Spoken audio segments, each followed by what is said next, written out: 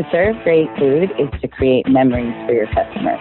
But it takes more than luck. It takes consistency, creativity, and the drive to see things through.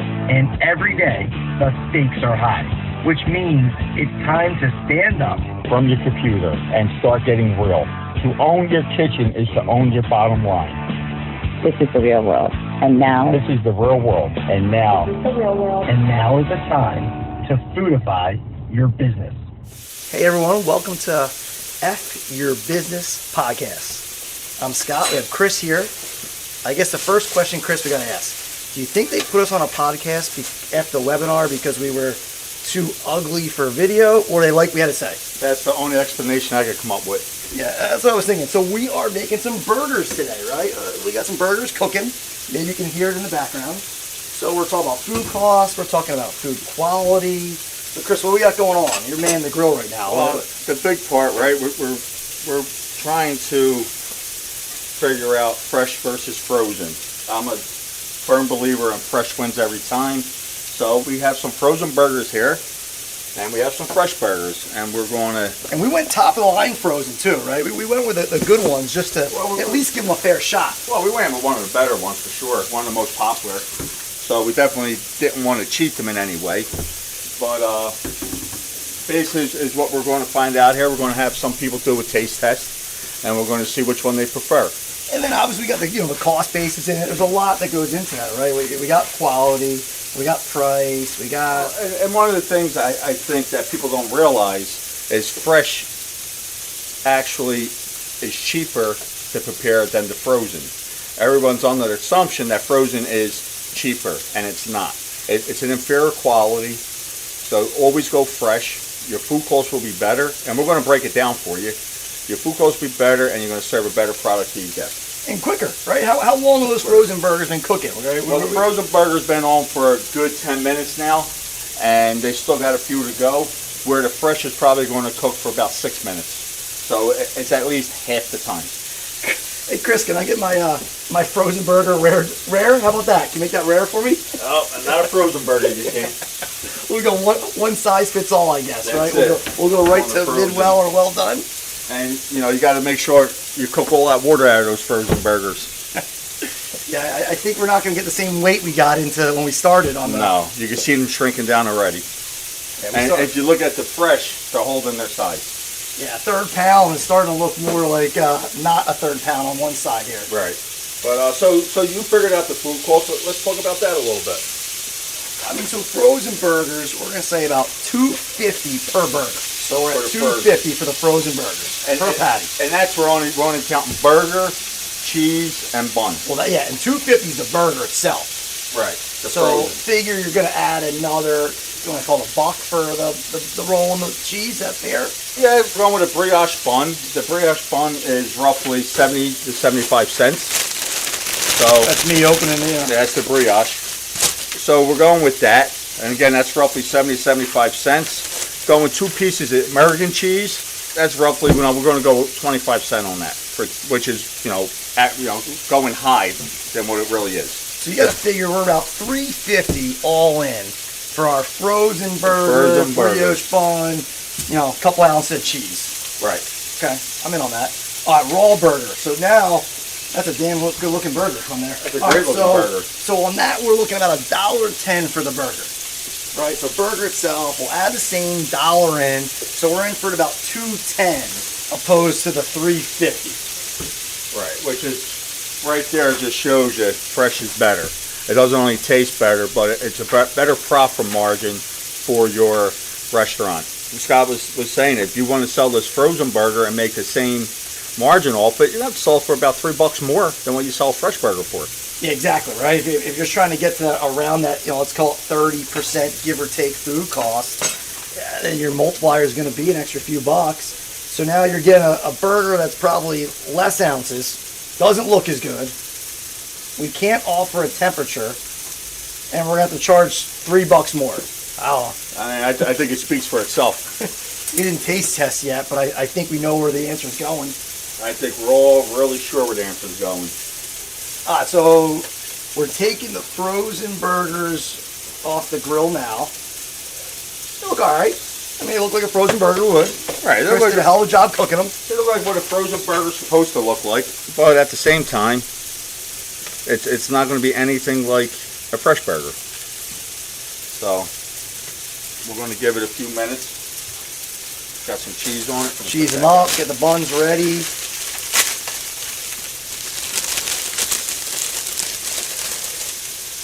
I'll lay all the buns out on here. Don't worry about the plate. And mix up, the brioche to seed it. We got a couple different rolls there with us. We priced out the most expensive one, which is the brioche. But we got some regular hamburger buns that are seeded. It's always a good option. Yeah, I think a lot of people when they're, restaurants are selling the burgers, they kind of forget how important the bun is to the burger, right? You make a beautiful burger and then you put it on. The bun's half of it. Absolutely half of it.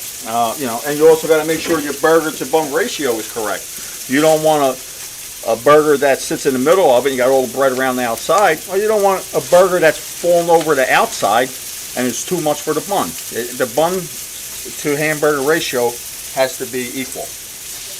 We're flipping over the fresh burgers. They got a beautiful crust on them.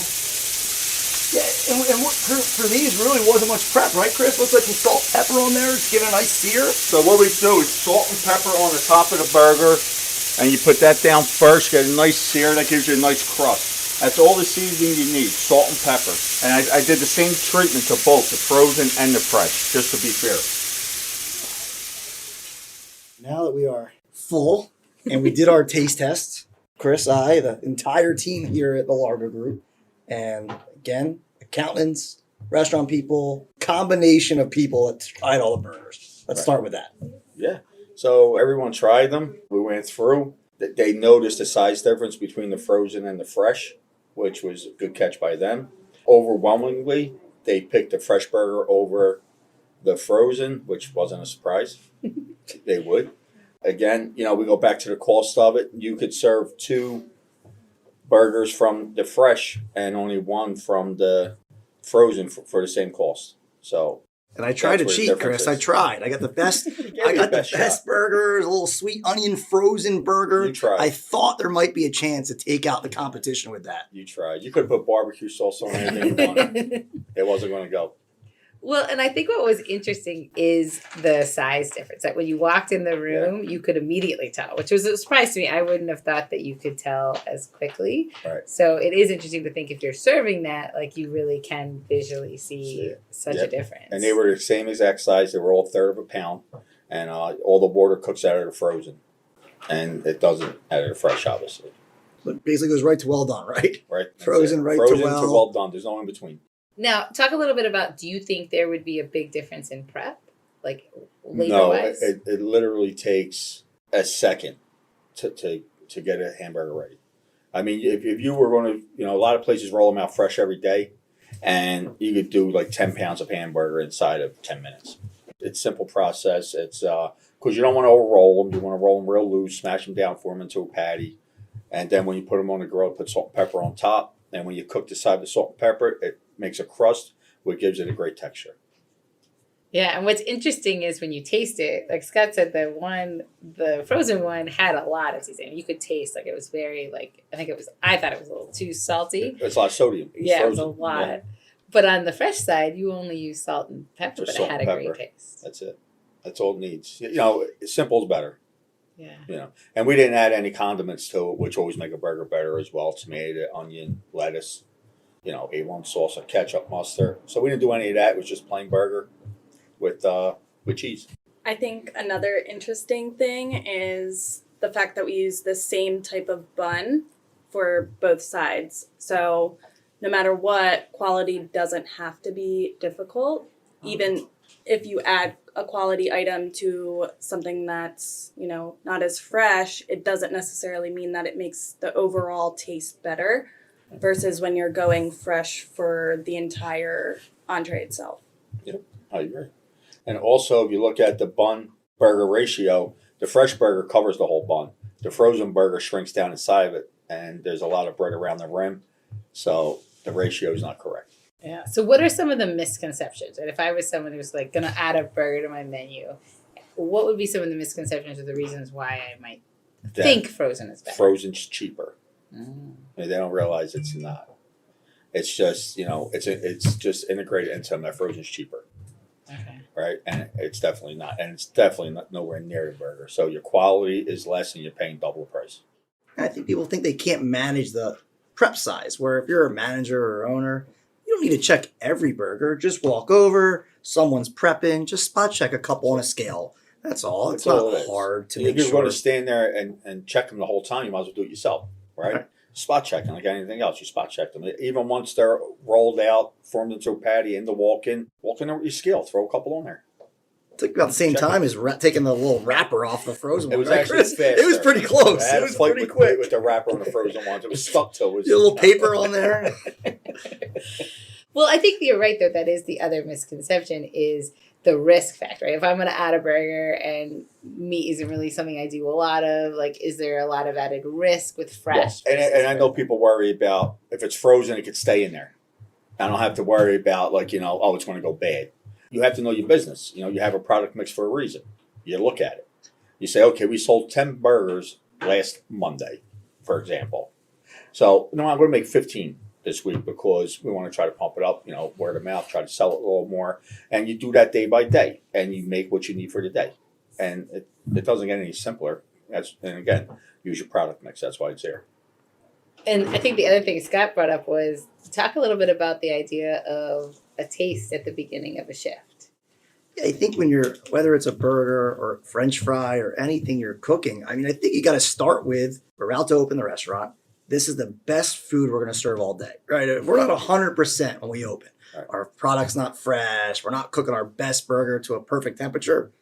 What's it going to be like when you're busy and your manager owner is not staying there trying with the staff? And I think that's the other part of it is it's only going to get worse. It's not going to get better later. And I think if we can't put a perfect product when we open the doors out, we're lost. We lost the game. We're not going to win later. All right. No, that's a line check, right? You got to go through it. You got to taste everything. You got to look at it. You got to touch it. You got to smell it. It's, this is your product. It's what you're serving to your people. It's your business. You have to know that it's fresh and it's, it's up to your standards that you want to serve. If you won't serve it to your family, then don't serve it in your restaurant. Yeah, and talk to us a little bit, because I think you're right. Like, I think not letting fear hold you back, right? You want to serve something quality. You want to serve something good. Talk to us a little bit about, like, how would you develop kind of that checklist? If you were going to serve a burger, what are the things that you would be checking to make sure that it's there? Because a lot of technology now, you could take a picture, right? And you don't even have to be standing there. But what are some of the things that you would look for if you're going to bring fresh on your menu? I think it starts with the ordering, right? You're ordering the right product from the right purveyor, vendor, make sure you get quality product in. And that's what we already did, right? We started with frozen versus fresh to figure out which one we should bring in.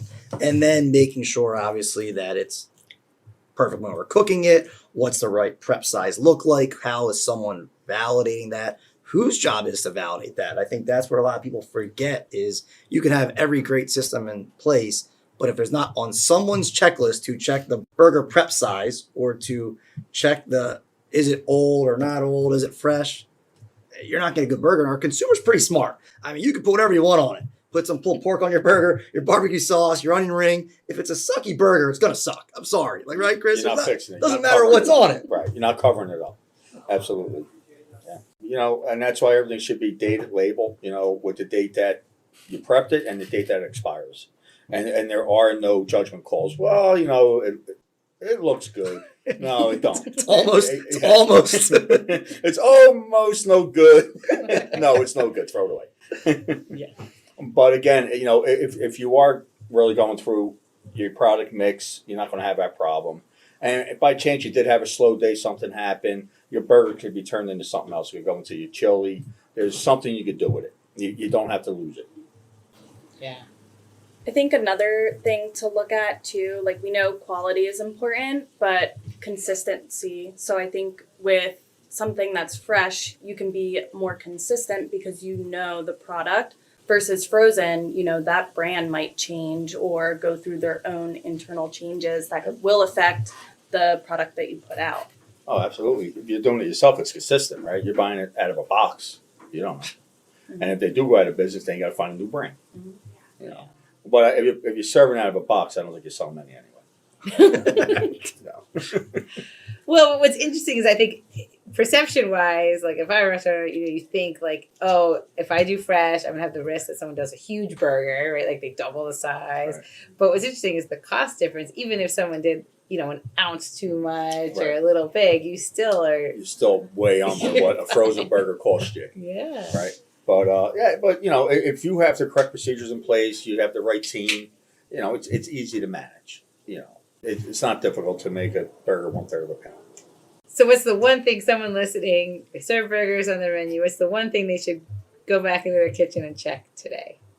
One, that they're using fresh versus the frozen, and I would say the other thing is that they're dating them, for when they prep them and when they expire, and checking the weight. So that's 3 things. And then just But go they're all cook it. important. But Cook just- it. Try it. Cook it and eat it. If you think your burger's terrible, your customer's gonna think your burger's terrible. Like, I'm Right. sorry. Chase your food. So from being in the business, you have something called family meal for the beginning of the day shift, right? The afternoon shift, you don't get that privilege. And we would always put things on our menu out. Here, go cook this. And I wanted to see if the cooks were really doing the job right. So made it for family meal. And every day we try something different. And we caught mistakes they were making. And we also found out they were doing things really well. So, it's an important thing to do in the morning on your opening shift with your crew. And then if somebody asks them, hey, how's the burger? Oh, it's great. Just have, for family meal today. And I think when you're doing that, you're looking at it from, the perspective of, all right, is the recipe made right? Let's start with that. Does it look right? Is it the right portion size? All right, and then let's move on. Let's temp it. Is it the right temperature? Is it cooked right? All right, now let's move to the next step. Now let's try to taste it. Does it taste right? The flavor right? And kind of going through the steps of it like anything else you would do, right? You're building something, you're starting with step A, you're going a step wherever on it to make sure that it checks all the boxes. Not just looks good and tastes terrible, not tastes good but doesn't look good. Right. Gotta check all the boxes, like you said. You want something you would serve to your own family, not something that you'd be embarrassed to serve to your family. So it sounds like everyone should serve the burger for their family meal. I think it's a good place to start. It's a great place. If you're not cooking a burger right, I don't think we're going to get to fillets or anything else correctly, right? Would that be fair, That's Chris? where you start. You start at the burger. That's how you learn how to cook. That's where you learn your temperature. Well, we're so excited for our After Your Business podcast. I think it's really interesting to get the insight on food because our belief really is that food can be a driver of profits, that we don't have to be afraid of it, but there isn't a reason why we can't serve quality to our customers and also have it improve our bottom line. Absolutely. Thanks for joining us this week on F Your Business podcast. Whether you're a restaurant owner, chef, or server, we believe that everyone in the hospitality industry deserves access to the knowledge and tools they need to succeed. Make sure to visit our website, fyourbusinessmovement.com, where you can subscribe to the show and stay up to date on current offerings.